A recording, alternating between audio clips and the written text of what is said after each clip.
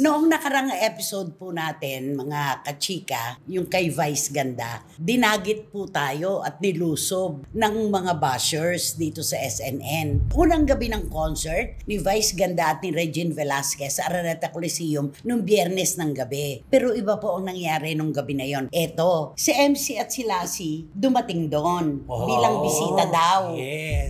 Bakit kayo nandito? Sabi ni Vice. Magagalit si Christopher Min. Di ba magkakaaway tayo? Mawawalan sila ng content. Huwag niyong baguhin ang narrative.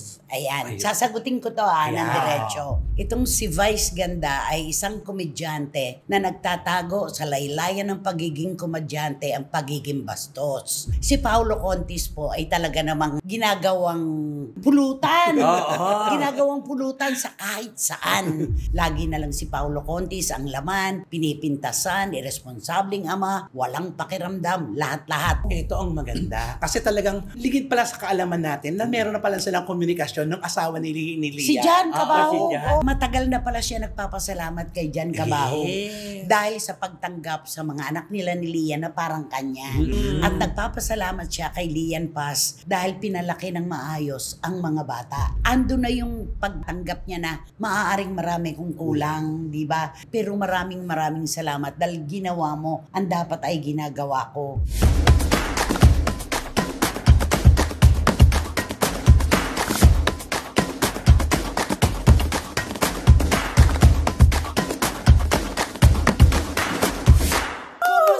Po kayo mga pinakamamahal naming kachika. Sabi po ng Pag-asa, dito sa Pilipinas ay magkakaroon ng bagyo. Bago pa po dumating ang kalamidad, uunahin na natin ang mga bagyo ng chika at kontrobersiya. Of course, magkakasama tayo dito ngayon. Pangalis ng lumbay, ng lungkot, ng stress at kung ano-ano pa. Di ba naman, Robel Chika? Tama, stop, look, and listen dito sa aming programa dahil maraming kwento kayong malalaman. Sobrang dami.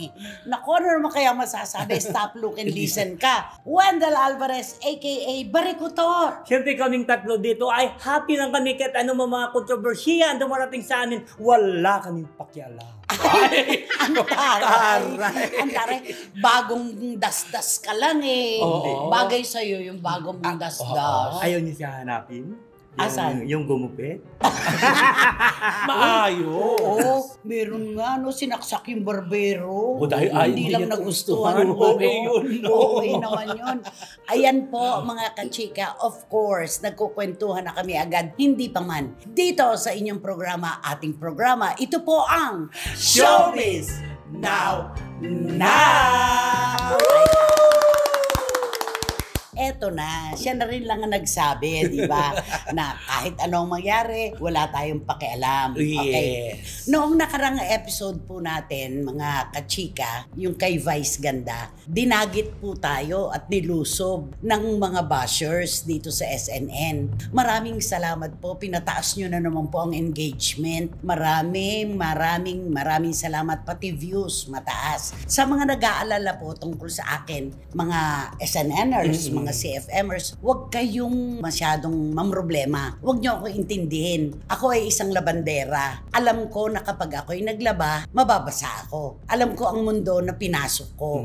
Hindi ako nag-ilusyon kahit kailan na maglaba nang hindi nababasa ang mga kamay ko. Okay lang yan. Okay mga kachika, dito na po tayo sa concert. Unang gabi ng concert ni Vice Ganda at ni Regine Velasquez sa Araneta Coliseum nung Biyernes ng gabi. Eto na. Ang alam ko po kasi kapag ang isang tao ay nadapa, nag-iingat na sa paglalakad para wag na uling magkapilat. Pero iba po ang nangyari nung gabi na yon. Eto, si MC at si Lassie dumating doon bilang bisita daw. Yes. Bilang bisita daw. Siyempre, statement yon. Nasa crowd. Siyempre, statement yon. Kailangan lumabas na magkakasundo na sila talaga, di ba? Ano ang sabi ni Vice Ganda? Yung sigaw niya. Ano ang sabi niya? Bakit kayo nandito? Sabi ni Vice. Magagalit si Christopher Min. Di ba magkakaaway tayo? Mawawalan sila ng content. Huwag niyong baguhin ang narrative. Ayan. Sasagutin ko to ng diretso. Yung mga inilatag po namin, mga kachik at mga kapatid, na naratibo tungkol sa kanilang hindi pagkakasundo, tungkol sa pagpapahiya ni Vice kay MC Mua nung sila ay nasa Palawan, di ba? MC, tumingin ka na diretso sa mata ko. Babaguhin ko ba ang naratibo? O kayo magbabago ng naratibo? Paano natin babaguhin? Kanino ba nanggaling yung mga inilatag naming kwento dito? Kayo makakapagpatotoo kung ano ang totoo at hindi. Walang naratibong babaguhin. Alam mo kung saan nagmula yung mga inilatag namin dito. Tapos yung issue na yun. Ito na. Ay, oo. Wala na. Mm. Period. Baguhin daw eh. Oo. Baka akala inimbento natin. Oo, kasi nung sinabi, ba't kayo nandito? Magagalit si Christopher Min. Oo, di ba alam niya, magkakagalit tayo? Yun. Oo. Alam mo, hindi ba ganda yata yung pagkapunta doon ni MC at taka ni Lassie? oo. Mukhang nagamit sila sa gabing yun. Pero kailangan naman silang pumunta doon. Statement nga eh. Pero Na kailangan kunwari, sila- bati-bati na sila. O kung totoo man po na nagkasundo na sila, fine with Maayos us. yun. Walang problema. Oo. Masaya kami para doon. Unang-una, yung ginawa kay MC. Anong sabi ni Vice? Bumati ka na. Oo. Bumati ka. Kahit busy ka Pangulo. sa Malacanang, kahit busy ka sa Malacanang, nandito po ang ating Pangulo. Ano ang ginawa ni MC? Naku, nag-ano siya, ginaya niya ang pagsasalita ni Pangulo. Oo. Pangulong Niwi yung Pangulong Bongbong Marcos. Tapos nang hinawakan niya pa yung pisngi ni ni MC para lang Mangiwi, oo. ganun. At ma-focus talaga yung attention kasi yun nga talaga, di ba? At gusto binigyan niya, ng close-up. Correct. Binigyan ng close-up, Siyempre, di ba? naghalakhakan na naman ang crowd. Ay, oo. Okay. nga. At ano naman ang ginawa ni Lassie sa utos ni Vice? Ay, di siyempre sa autos naman ni Vice. Naglagay naman- muna siya ng Oo, dito. siyempre ginagaya naman si PRRD. Si Okay. former President Rodrigo Duterte na gumanon siya. Tapos diba, habang tinututok ni Vice sa kanya yung Microphone. yung microphone, nagsasalita siya. Tapos ang banda ulit, pagkatapos salita, nagmura. Kasi diba yan naman ang style talaga ni PRRD. Kasi ang Oo. sabi niya, panahon na raw ng pagbabago, pagtutulong-tulungan. Oo. Tapos nagmura. Ang daming nagpalakpakan, may mga nagsigawan. Naging masaya, di ba? Okay, mamaya natin tatalakayin yung daming sumaya at yung mga nasaktan. Ay, correct. Di ba? Lagi naman gano'n, laging hindi 100%. Laging may ayan. masasagasaan. Eto na. Nagpakitaan sila ni Regina mga pictures na tsaka pa sila. Ay, oo, yung old mga pictures. Old photos yun. Okay, so ipinakita yung kay Regine, ipinakita yung kay Vice, di ba? Eh, yung nakita kay Vice, yung buruk-buruk yung mukha niya, di ba? Oo, yung meron mga Oo, bakas ng lumipas. At ang sabi niya, ano daw yung kape-facial lang daw niya yon. Kaya open doors. Kaya open daw ang pores niya. Ano naman ang sabi niya? Tapos sabi niya kay Rim, makatawa ka naman dyan, di ba? Tapos nag-ano siya sa audience, makatawa ka naman dyan. Tignan mo nga yung picture ni Hindi, ano sabi niya? Si Senadora Normal- Grace daw, kumakatawa, Oo. todo. Sabi niya, sige nga, tingnan mo nga si Marcoleta, tingnan natin kung hindi ka matawa. Doon, nagdagdag. Senador Rodante Marcoleta. Naku. Ang kanyang binanggit yan, di ba? Napakaano yung dito ko nga ipinapasok yung, di ba kapag tayo ay nadudupilas, nadadapa, nag-iingat na tayo kasi doon tayo nagkasugat eh. At saka doon ka na naman mabubulaan. Mabubutasan pati. Mabubutasan pati. Okay. Ilang taon na po ang nakararaan sa Araneta Coliseum din po, mga kachika. Ito po yung pinakamatinding bubog na tumama kay Vice Ganda. Nung paglaruan po niya, ang katawan, ang timbang, at ang pagkatao ni Miss Jessica Soho ng KMJS. Ito yun eh.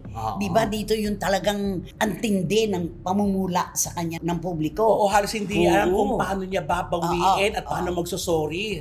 At nung mag-sorry nga siya, hindi naman siya binigyan ng pagkakataon hindi. ni Oo. Jessica na busy siya at pinagbabaan siya ng telepono. At hindi natapos ito, hindi na nasundan. Hanggang ngayon. Wala. Hanggang ngayon, Hindi bubog tapos ang pa rin kwento. yun hanggang Oo. ngayon.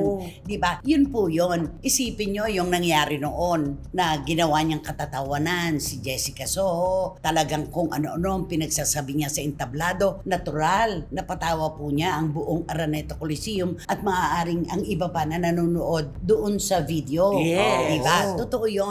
Isipin mo, ginawa mo ng katatawanan yung tao. Ano pa ang sinabi mo? Paano kapag hinalay? Di ba? Yun. Di ba? Nako, Yung Ganun sabi eh. niya, ipasok ang litson. Sabi niya parang ganun. At saka yung paano raw kung si Jessica Soho. Di ba, ito lang naman ang akin. Kapag nakakapanood tayo ng news programs, di ba, kapag merong hinalay na pamangkin, merong hinalay na anak, di ba, hinalay na babae, ganito, ganyan. Anong sinasabi ng mga nai-interview? Isang ano yan, nakakaawa, nakakatroma para sa mga nanonood at sa biktima. Ano pa ang sabi? Ano ba ang ginawa sa iyo?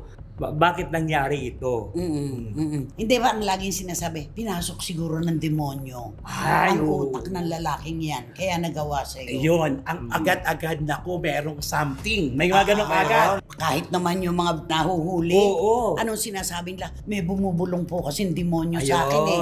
Nagawin ko raw, ganun, nagpatalo siya. At saka isa pa, di ba, sasabihin, siguro nakadroga ito. Di ba gano'n talagang pagkarang kolokyal na talaga na salita yan eh. Pero karaniwan yung pinasok ng demonyo yung utak nung nanghalay. Yes. Di ba ganun yon? So, lumalabas dito, isang tao lang po na may demonyong utak ang mag-iisip na nilait-lait mo ng isang tao. Ginawa mo na nga katatawanan, tapos pahahalay mo pa. Yun eh. Kasi ang utak, pag pinapasok ng demonyo, kung ano-ano talaga ang nagagawa. Yun yun. At saka itong show na ito ay talaga napakatapang. Wala nang sinasanto, sabi nga nila. Kung sino ang gusto niyang banggitin doon, wala nang pakialam. Basta nasabi niya yon, na sinasabi niya, ginagamit niya sa kanyang programa, wala siyang pakialam kung maging epekto. Di ba may nabasa pa nga ako mga komento na ang sabi, itong si Vice Ganda ay isang komedyante na nagtatago sa laylayan ng pagiging komedyante ang pagiging bastos. Yun ang napakarami na gano'n ng Di ba meron din sa sa Showtime sa Pamilya Villar? Yung unang-una talaga, yung ginaya niya yung lakad ni Senator Manny Villar. Ni Cynthia Villar. Na naglakad na kayo ko, tapos nagbe-wave sa lupa. Tapos kumagano, ginaya ni Vice. Ginaya ni Vice sa Showtime. Sabi niya, sino kaya ang kinakawayan niya dun sa lupa? Okay. Tapos yung pangalawa, ito na, yung bago nilang programa nito na bagong segment na may trivia, mga trivia question. Yung siyempre, yung sabi niya, ito, may tanong ako sa inyo, tungkol sa bilyar. Bilyar na laro. Bilyar dapat na laro. Pero ang sabi niya, ilan ba ang bilyar sa Senado? Sabi nung gano'n. Hindi na naubos-ubos ang bilyar sa Senado. Diba? Hanggang sabi niya, babasahin yung kanya. Napanood ko yun sa video na pinakita ninyo, diba? Hindi ko naman pinapanood ng Showtime. Sa Itbulaga ako. Kala ko talaga nga doon sa mga clones. Naman. Nakakaliba. Malinis na pagpapatawa, malinis na entertainment. So pareho kayo ni Camille Villar. Camille o si Avic Amarillo? Si Avic Amarillo. Si Avic Amarillo. Itbulaga. Na pinagkakatiwalaan ng Pamilya Villar. Ang sabi niya, bilyar yung tubig. Yung parang inaano niya yung prime water. Na alam naman na ito yung malaking problema ngayon. Na ginagawa naman ng mga tagapamuno ng prime water ang lahat ng kanilang magagawa para yung mga residente na nagrereklamo at naghahanap talaga ng pagkilos, ginagawa po nila yon. Pero para sabihin mo pa sa isang entertainment show, yung bilyar na laro, idudugtong mo at ikakabit mo sa Pamilya Villar, hindi na po naman tama talaga yon. Kaya ang dami-dami nagkokomento, bakit hindi na lang political show ang gawin mo, hindi na entertainment? At saka, right after niya, may naglabas kagad na pinariringgan mo ba ang mga bilyar? Yun, parinig ni Vice Ganda sa bilyar. Sino pa ba naman ang iisipin ng tao? Ay, siyempre. Tubig. Di ba? May issue nga tungkol sa prime water. Tapos yung lupa. Yung subdivision. Alam naman natin, subdivision. Di ba? Walang pinangingilagan itong taong to si Vice Ganda. Yung parang kung ano ang maisip niya na bitiwang salita, bibitiwan niya kahit marami siyang masaktan. At saka siguro, yung lahat ng mga nakapanood ng video, yung nagbo-voice over, yung marinig niyo yung boses niya, si Vice talaga. Napapagano na lang yung nanonood, iba, si Vice talaga. Kaya tama yung si Avic Amarillo, ang sabi niya, kahit naman nung ipinapalabas sila sa All TV, hindi naman ako nanonood yan, Itbulaga talaga ang pinapanood ko. Kasi ayoko mapanood yan. Itong host na ito. Yun, ano po talagang sinasadya kaya niya ito para mabenta yung kanyang... Palagay ko ano niya yan Ano niya na yan, Nay? Siya na yan na parang kahit anong sabihin ko, total lahat ng mga napapanahon ngayon, sasabihin ko para in ako. Ay, hindi naman tama yun. Hindi ngayon at maraming pumapalakpak, maraming sumisigaw, ay tanggap ka. Diba? Okay, marami siyang napasaya. Marami siyang napasaya doon sa Araneta Coliseum. At talaga naman kahit sa mga video siguro na pinapanood na nagkalat ngayon, maraming natatawa. Pero ilan naman yung mga taong sinagasaan niya at napalungkot niya.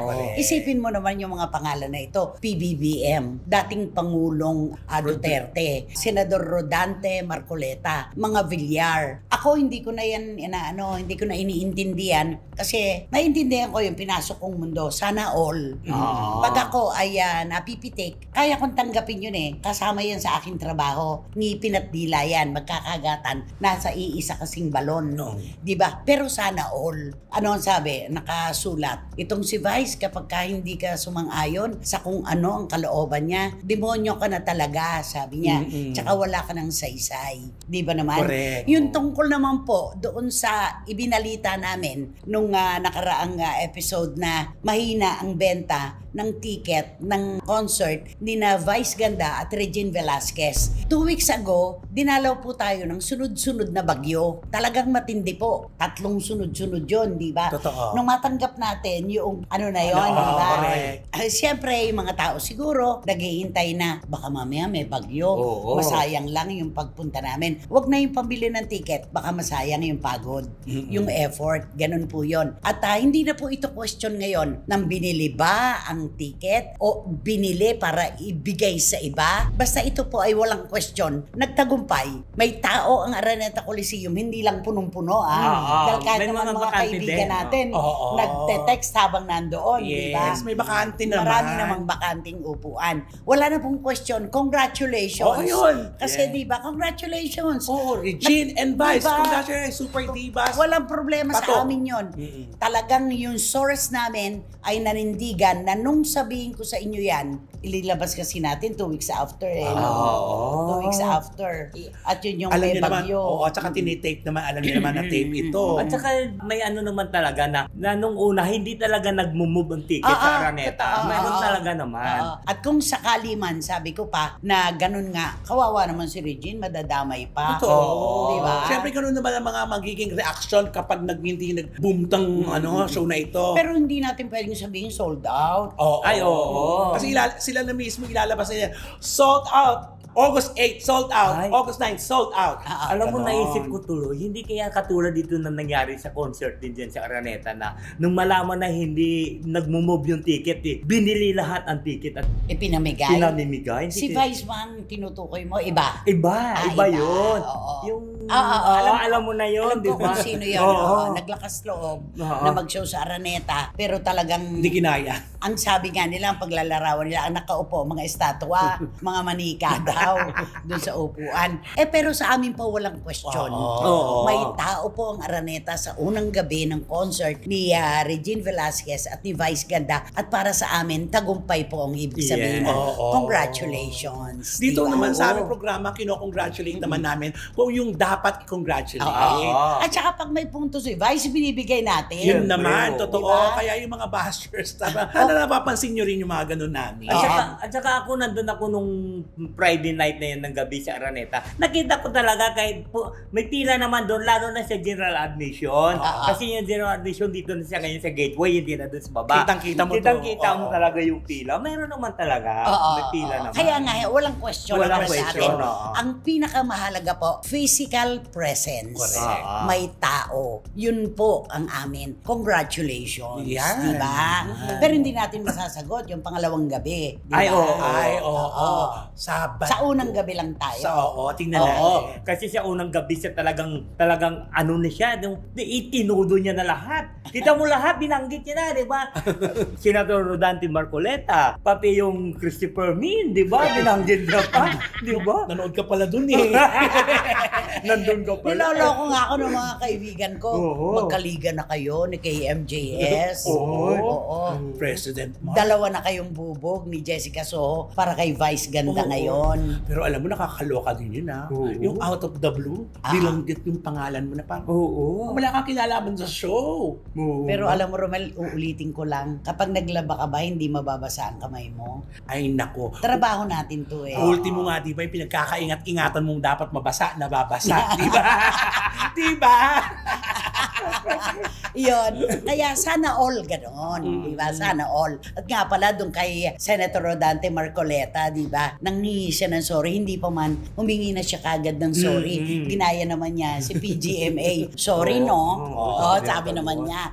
At doon naman kay MC at kay Lassie, nag-disclaimer siya kagad. Hindi ako yan, Itong dalawa yan, diba? Sabi niya. Sabi sa inyo yan, Sabi ako ganon. So, ibig sabihin, nagpagamit naman itong si MC at si Lassie, di ba? Kaya, ano yan basta, alam mo MC, kung saan galing ang mga inilatag naming kwento dito nung nag-away kayo ni Vice Ganda. Alam mo yan, hindi mo po pwedeng baguhin ang narrative. Yon. Okay, so kantahan mo na. So, hindi si Vice. Kakantahan ko na si Vice ng How much is the dog in the window? How much does the dog in the window? Ay, aso! Aso yun doggy nga Ba't umahalingin ka? Ay, kasi di ba, kabayo. Okay. May kabayo siya. Kaya may kabayo kasi sa baba, kaya tumatahol yung aso. Ayun. So, how much is that dog in the window? Gawin mo ng tikbalang. How much is that dog in the window? Ay, tinataas.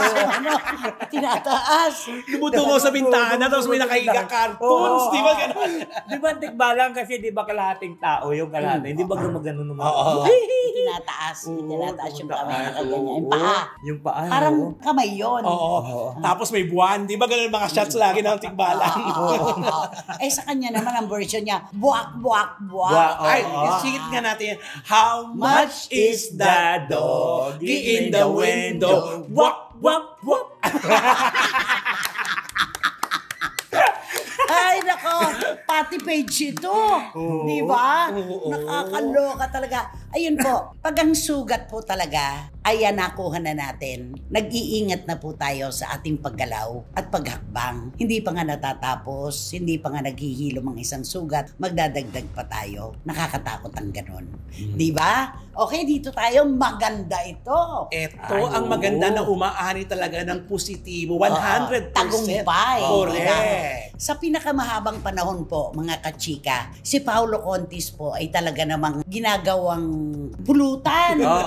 Ginagawang pulutan sa kahit saan. Telebisyon, sa YouTube, sa mga pahayagan. Talaga pong ginagawa siyang pulutan. Dahil nga doon sa pagkakaroon niya ng anak kay Lian Paz, sina Sonia at Zalyn, na hindi niya sinusustentuhan.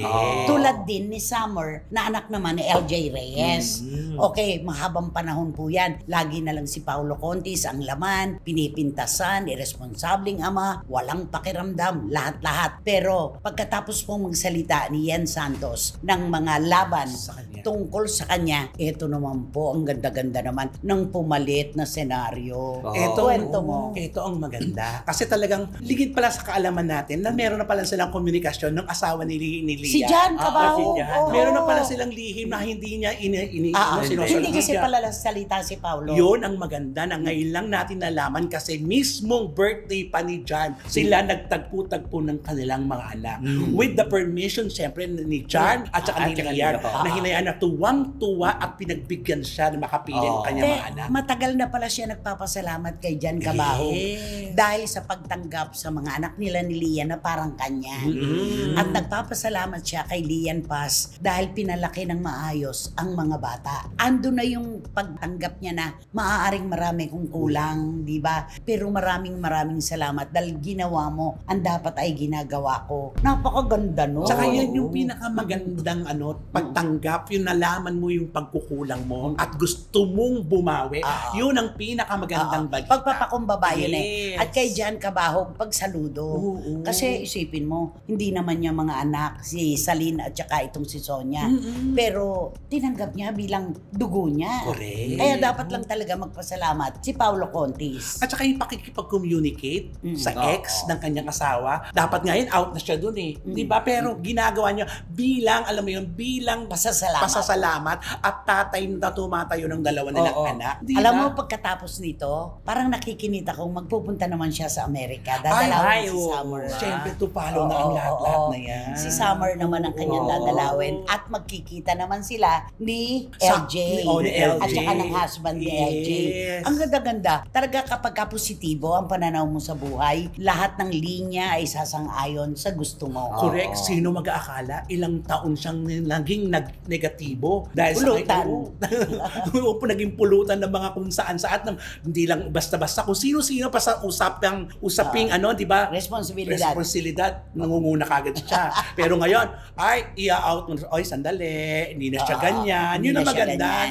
Kasi si Paolo, dun kay Aki, sa anak niya kay LJ, naging responsable na di ba? Ayan. Paolo Avellino. Sana ang galing. Sana lahat naging tuloy-tuloy na sana ito. Nakakatuwa ito. Kung meron mang mga negatibo na kwento, may positibo naman po tungkol kay Paolo Contis. At Paolo, mabuhay ka. At saka totoo yan. At saka siyempre si Paolo, hindi ba sabi nga, matagal niya nang gustong pero itinaon niya sa kaarawan ni Jan Cabahog. Lagi namang may plano siya na dumalaw at magpasalamat, pero hindi nga niya nagagawa. Napakaganda lang nito nung pagkikita-kita nila. At saka dito mo sasabihin, sa wakas, nagkaroon na rin siyang lakas ng loob. Tama. Yun ang kinulang sa kanya dati.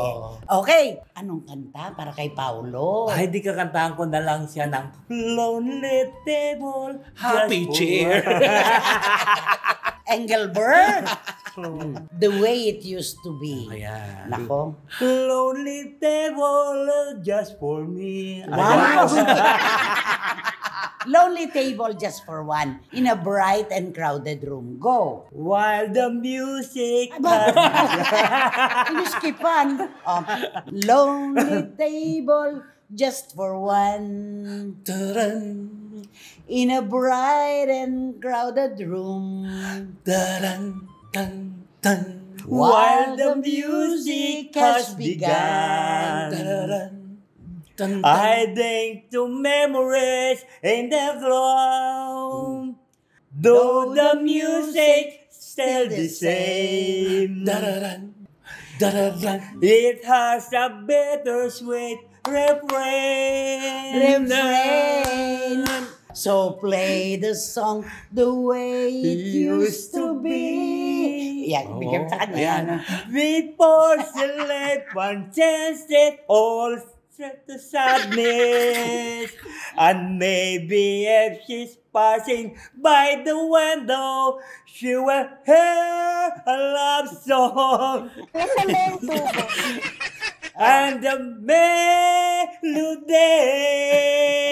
and even if the words are not too tender, she will always remember the way it used to be. Nabasagan sa lamig. Alam mo yung kanta, yung pala mga kanta mo. 1969 to eh. Ay, ang galing mo, yan pala gusto mo mga kanta. Alam mo, ito lang dapat kantahin mo araw-araw. Oo. Naku, sino ba kasi yan? Sino ba yan? Sino nga ba yan? Sino ba yan? At eto na nga ang ating blind item for today's video. Naku, isang tutok-tutok na SNNers. male personality. Na kung saan talaga naman, ay lahat kikiligin dito ha. Talaga kilala siya. Kilala. At madali ang pagsikat nito ha. Hindi ito nahirapan sa pagpasok sa industry. Okay. Kaya lang, alam mo, maraming nagagwapuhan, maraming umahanga dito, pero eto, pag nalaman nyo ito, mukhang mataturn. Maraming nagre-reklamo sa kanya. Maraming nang nagre-reklamo sa kanya. Siguro talagang, ay, hayaan na lang. Siguro iniisip nila, bahala ka nga. Hindi naman pangmatagalan ito. Ano nito? Eto, lagi itong unang-una, nung nakasama kasama niyang actress sa isang teleserye na reklamo na rito, harap-harapan sinabi sa kanya na parati itong late. Super late. Unprofessional. Oo, super late kaya hindi nakapag-issue isang babae, sinabi niya late ka. Kinalong talaga ito Eto na, yun. Di sapat na negatibo yun, di ba? As a baguhan. Yung kwento ng direktor. Yun, isa pa yun. Ito, artista, ito na, director na mismo to. Na meron itong kaibigan, yung director may kaibigan na nagpunta sa set na gustong magpalitra sa kanya kasi hinahangaan nun Ang gwapo kilala man. na Ang gwapo talaga nito. Doy. Sabi niyo dun sa may ka-PA nitong artista, itong lalaking ito na, huy, pa-picture naman ito. Ito, pinuntahan. Doy, kitang-kita from afar. Kitang-kita na sinasabi ng PA na, pa-picture daw yung ni Direk. Day! Ano nag-esta? Kumain. Day, Humihiwi. Day na. Kulang na sabihin ko, sandali. Pagod ako. Yun ang sinabi. Ganon. At saka wala daw pinagpapaki-selfiehan to? Hindi ito mahilig makipag-chika-chika sa mga co-stars niya kasi lagi daw itong nasa dressing room. Pag lumalabas lang daw ito, kanya lang tahimik. Yung nagkakagulo-gulo na sila, nagchichika na.